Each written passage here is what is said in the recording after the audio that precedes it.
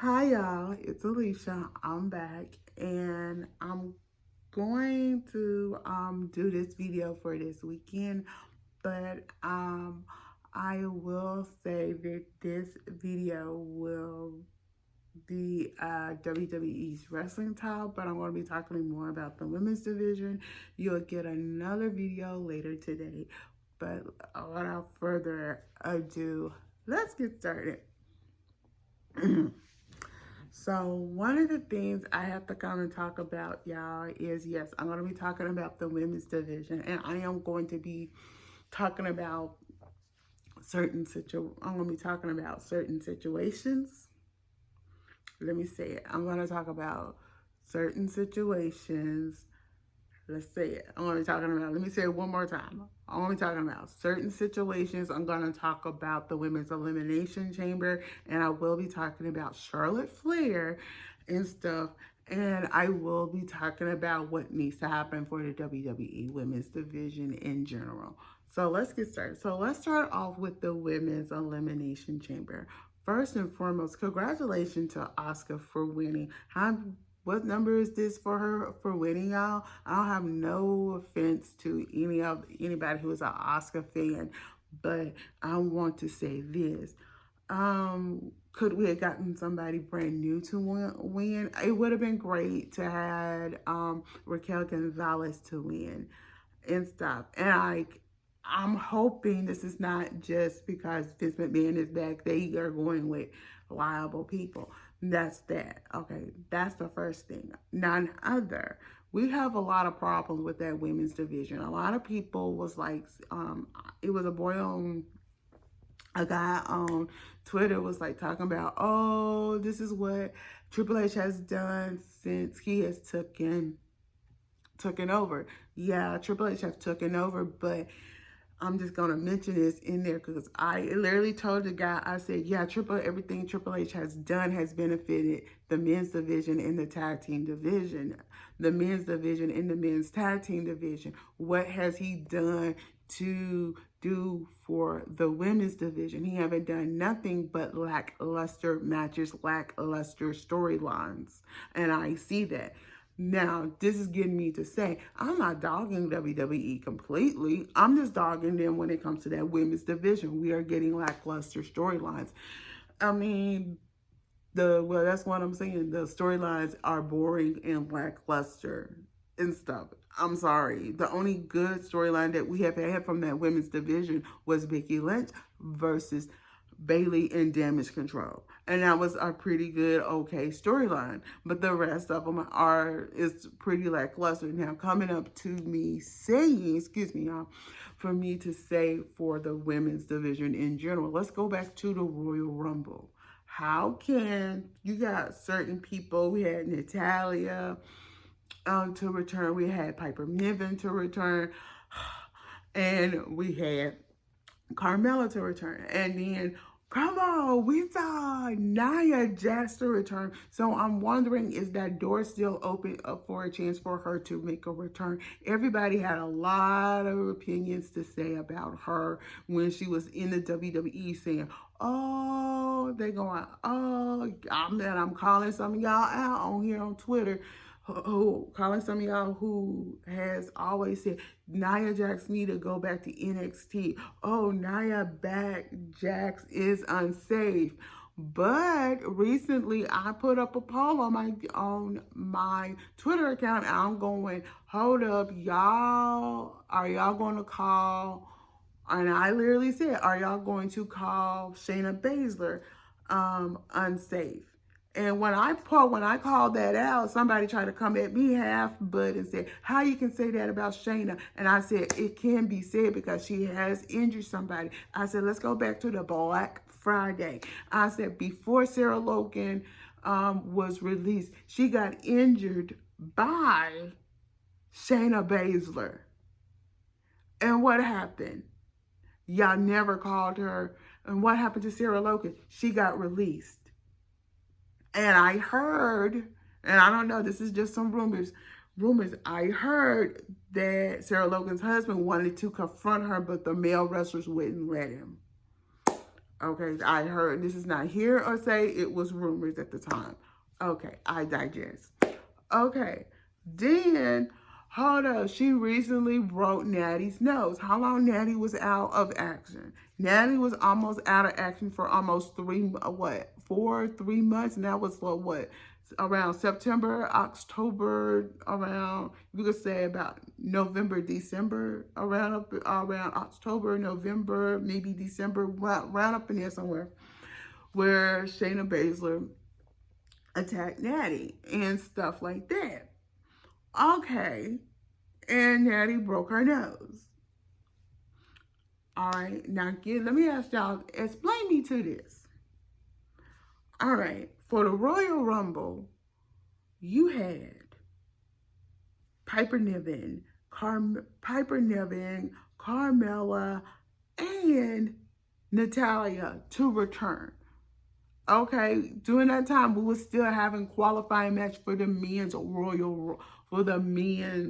elimination chamber after that. Okay, 2 weeks prior, before the elimination chamber, we do the women's elimination chamber. But hold up, we only have 2 spots left. 4 of those spots was filled. Asuka was one.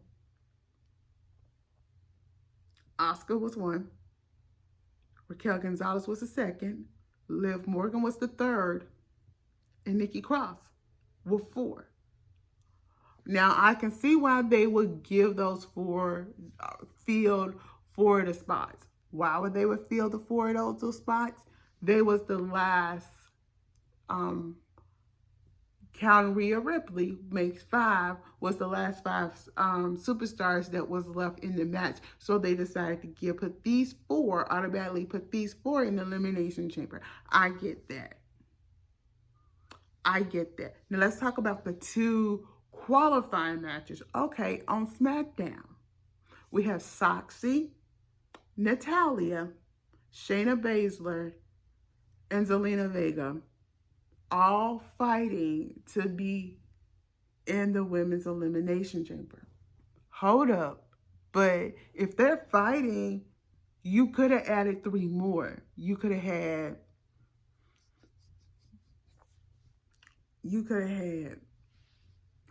let's talk about it. We could have had Scarlett Bordeaux and Emma in that match. Did we get them to be part of that match? No. But who advances to that match? It wasn't Zelina, it wasn't Shotzi, and it wasn't Shayna Baszler. It's the veteran Natalya. Where is the cohesiveness? Where is the newness for new faces? That's strike 1.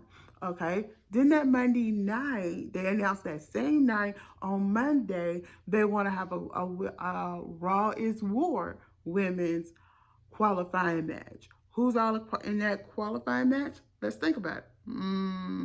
We have Chelsea. It was somebody, but I can't remember. But Piper Niven, and Mia Yim, Candice LeRae, Piper Niven, and the returning Carmella. There those for. Okay, I understand Candice LeRae and I understand Candice LeRae and Mia Yim being part of it, but hold up, you just handed a qualifying match to Carmella and Piper Niven. But y'all slapped the veteran Tamina Snuka in the face and Dana Brooks. Now, everybody knows if I get on these 2, it's like I'm coming to the offense of these 2. You slapped them and disrespected these women in the face and not have them part of that qualifying match where we could have had Dana or Tamina. But half of y'all like going, oh, why would we want them part of the match? Think about it. All I'm saying is all about fairness in the WWE. And if you look who is handed opportunity, look who is handed opportunities. Look who's being handed opportunities, and look who's handed opportunities. Let me say it again: who's being handed opportunities versus who earn opportunities. So y'all want to say having Carmella coming in and just being handed a qualifying match, but she cheats to win a qualifying match? Something's not right. But then, leading up to the Elimination Chamber, we all, everybody on Twitter is like very vocal and stuff. I have no problem with Asuka winning, but I would have been very happy to see somebody, a newer face, to win. But y'all having the same old people winning. And like, this is what, Liv Morgan's, third or fourth time in the Elimination Chamber. This is Natty's fifth or sixth or seventh time in the Elimination Chamber.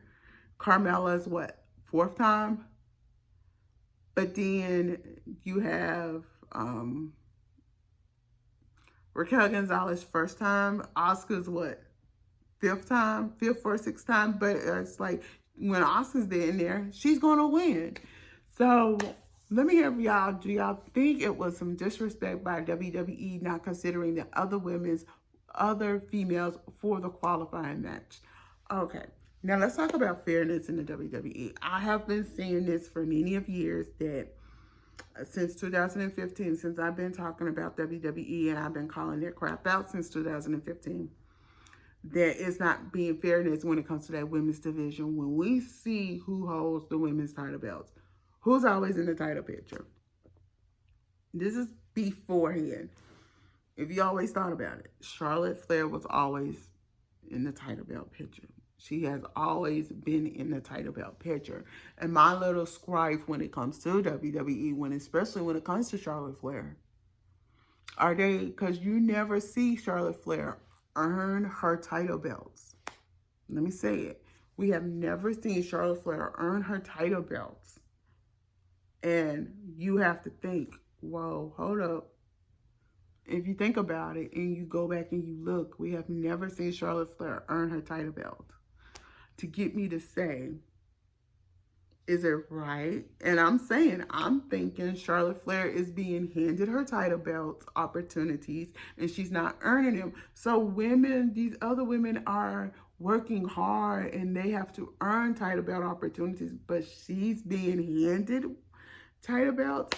That gives me the scraper to say that I really feel that something is wrong with that women's division and we are not seeing fairness. Now, would it have been, and let me just talk about, to me, that's just with me. I feel like it's not no fairness going on when it comes to earning those title belts.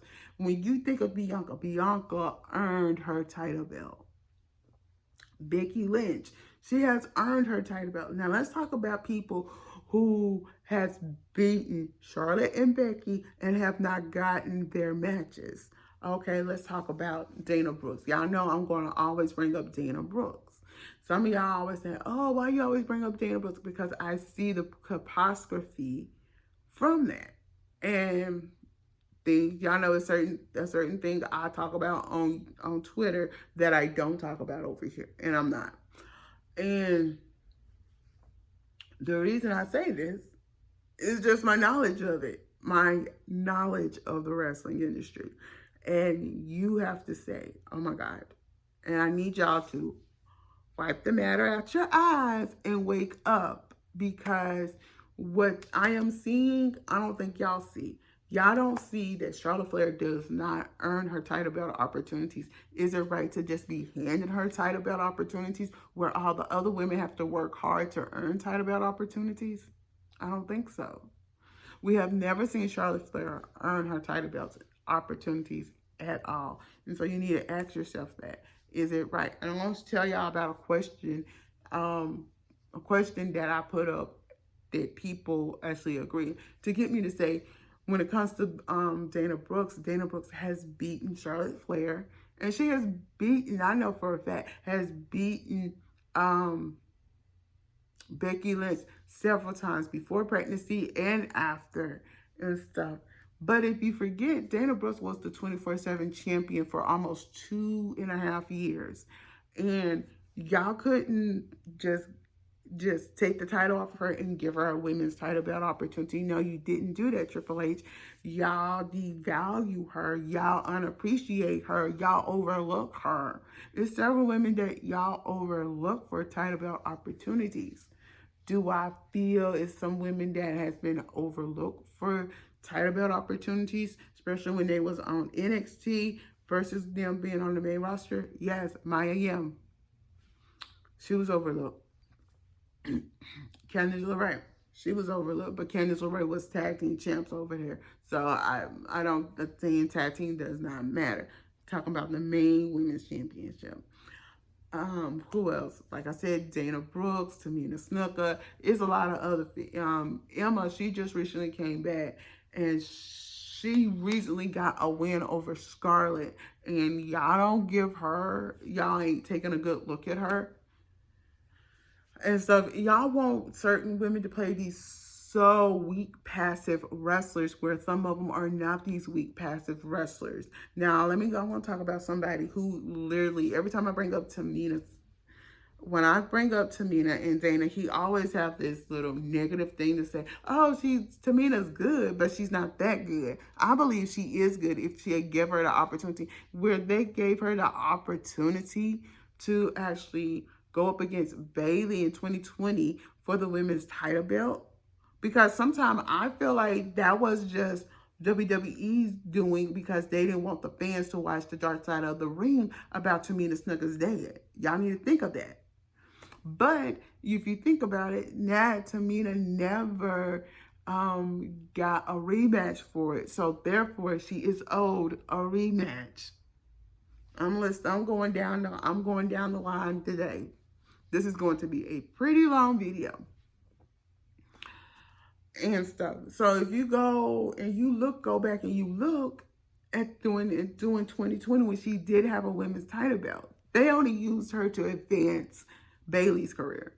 To me, I think it's time for Tamina to have her opportunity and have her women's shot and have her and same thing with Dana Brooks. I've been harping about this for almost going on 2 months, and I don't like the fairness, how everybody else can just get title belt opportunities where these two women really deserve that opportunity.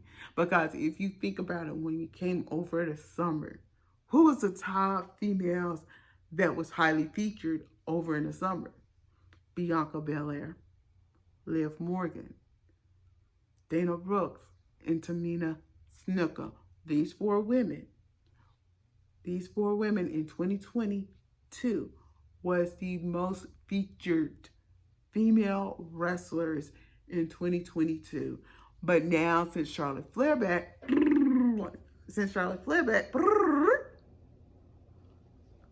Dana Brooks and Tamina Snuka is kicked to the curb.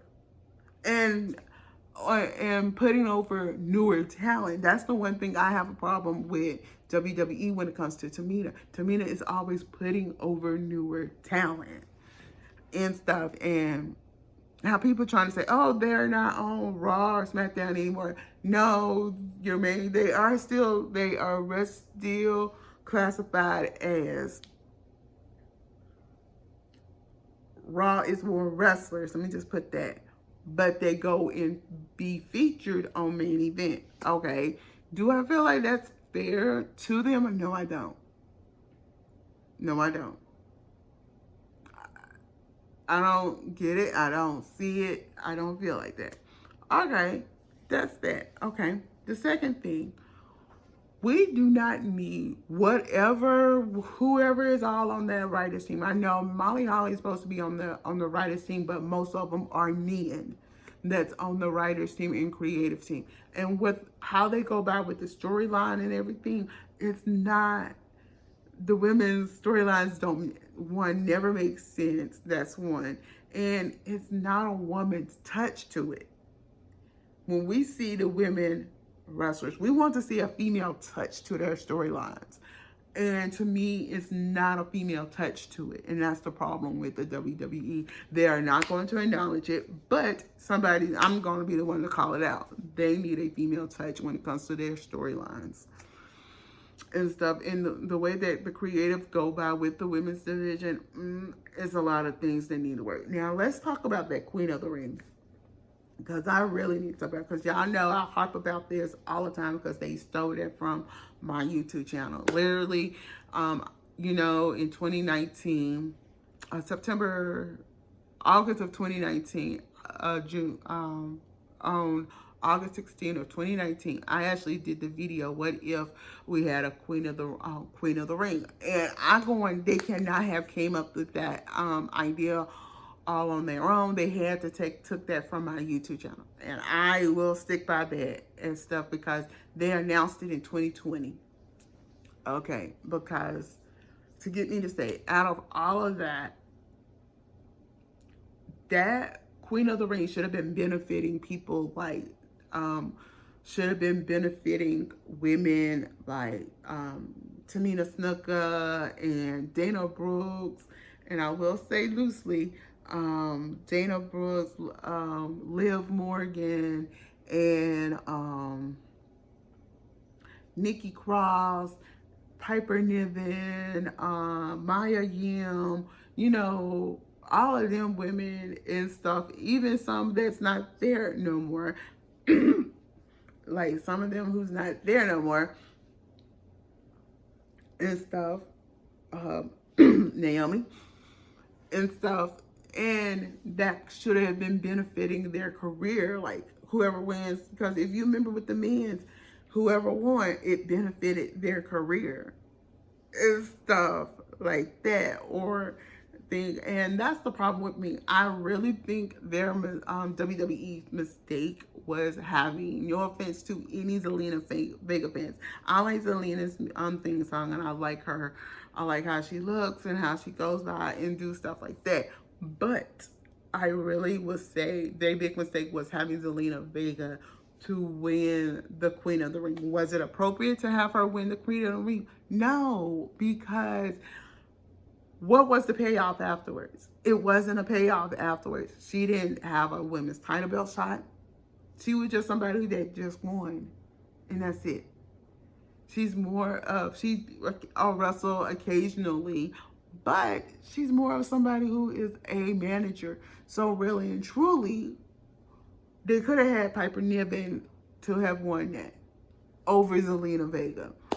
Do I felt like it was a little favoritism going in when it came to that? Yes. I mean, if they do a second year of it, they need to kind of tweak it and have more of the women, having women wrestlers who probably would know what to do. And that coming up to my second thing, I really believe the women's division really do deserve a women's, and I'm going to say an all women's writers team and creative team for that women's division, and have somebody over the women's division. I won't say do it like TNA, but have like somebody like Stephanie come back and be over the women's division and say, okay, this is what we're going to do this month. We're going to be focused on, like, she could come in and just say, okay, we're going to focus on more on Dana Brooks this month for Raw. We're going to focus more on Maya Yim. We're going to still have, we're going to still focus on the match coming up in for WrestleMania, Rhea Ripley versus Charlotte Flair, Bianca versus Asuka and stuff. So we're going to still do that. But the rest of y'all, we're going to briefly show you, but hey, we're not going to fully, we'll let you know what that. Take turns of switching out, letting the women's take turns of being featured and stuff. What needs to be featured the most, from what needs to be featured the most. Top two things that really need to be featured mostly, the secondary mostly, and the third and fourth thing is like people that we really need to give airtime to, and then last thing is like people that we have already showed a lot of, that we need to just reduce their time on TV.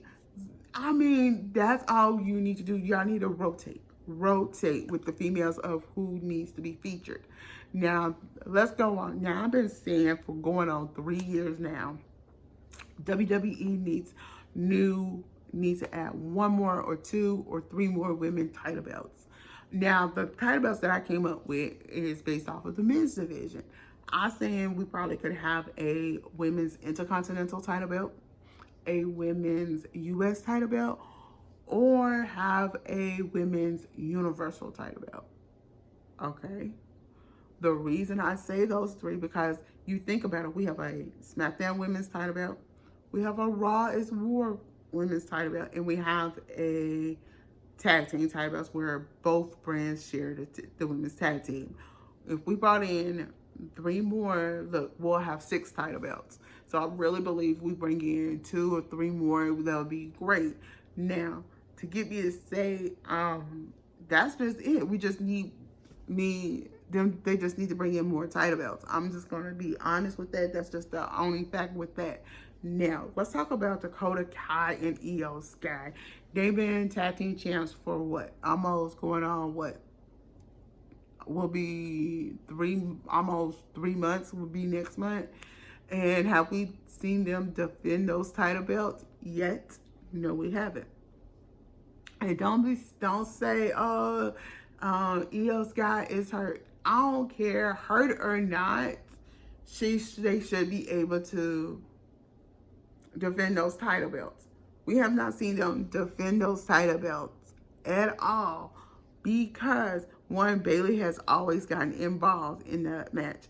To get me to say, if Becky Lynch can find the right 2 girls to go up against these 2, I won't be too surprised. Becky could deal with Bayley, and those title belts can be defended, and we probably could have some brand new champions, because what they're doing to Dakota Kai and Io Sky is what they did to the Iconics. If you remember, for the longest time when the Iconics was women's tag team champions, they did not defend those titles, and that's what I see again.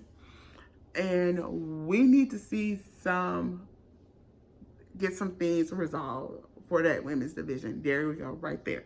And then the last thing is Charlotte Flair. As y'all know, Charlotte Flair is not my cup of tea at the moment. I mean, some days I will like her and some things I wouldn't. When I saw her return, I'm going, okay. And y'all know I talked about this in a video, but I'm going to bring it back up. So when she returned, she was like, came out, and I just thought, okay, she's going to come out and ask to challenge Ronda Rousey for next week. Okay, this is after Ronda Rousey wrestled Raquel Gonzalez, where I feel like they kind of disrespected Raquel Gonzalez, where they had her to not win the title from and I'm going to say it, from Ronda Rousey. And I know Ronda Rousey has been very disrespectful to that women's division in general, especially when it came to that women's title belt. She feels a way the woman's word should not be in front of the title belt. What it's going to be, we have to be able to differentiate a women's title belt from a man's title belt. She don't get that and stuff and thing. And when Charlotte returned, I felt like, okay, and when she said, I want a title belt opportunity against you now, that was a disrespect to Raquel Gonzalez right then and there. They handed her a title belt out of the gate. I've been saying this for years, since 2015. The only reason Charlotte Flair is highly featured is because, one, she's highly favored by Vince. Number 2, she's once again highly favored by Triple H. She's highly, and it's favoritism. And like I said, it's a problem. And then I wouldn't be too surprised if Ric Flair got something to do with her being highly featured. Maybe he probably, I'm just saying, probably paid out Vince McMahon in a way or certain. I'm just saying. we as fans needs to start speaking up and say, wait, hold up. We don't want to see Charlotte Flair no more in that women's title belt opportunity. She needs to go to the back of the line. It's somebody else's turn to get me to say it. I gotta reveal this question right here. Let me get this out right quick. And I've asked WWE fans and wrestling community, how many of y'all feel that Charlotte Flair has been handed, has had a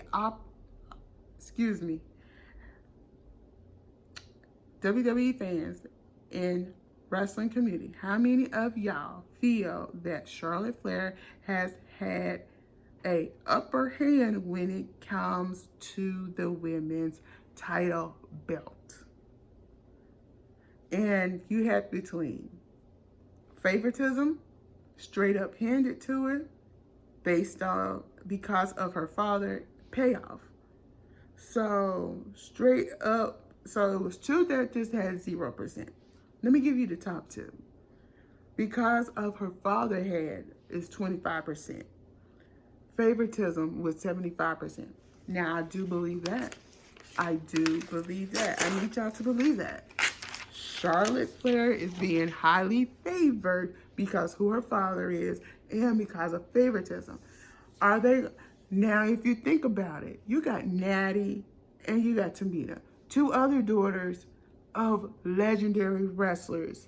You got Natty. She's the daughter of Jim Neidhart and stuff. She occasionally get every 4 to 5 to 6 years, she gets a title belt opportunity and holds a title belt opportunity. Okay, she's all stressed that. But when it comes to Tamina Snuka, that hasn't always been the case. You got two legend daughters. You have another legend daughter that is associated to the Dwayne The Rock Johnson. And she hasn't had no title belt opportunity, haven't held a title belt. The only title belt she has ever held was a tag team title with her cousin, Nia Jax. Tag team let's take tag team out of the equation. It's a problem. I see a problem, and half of y'all fans do not acknowledge it. And I'm just saying we need to start acknowledging the problem.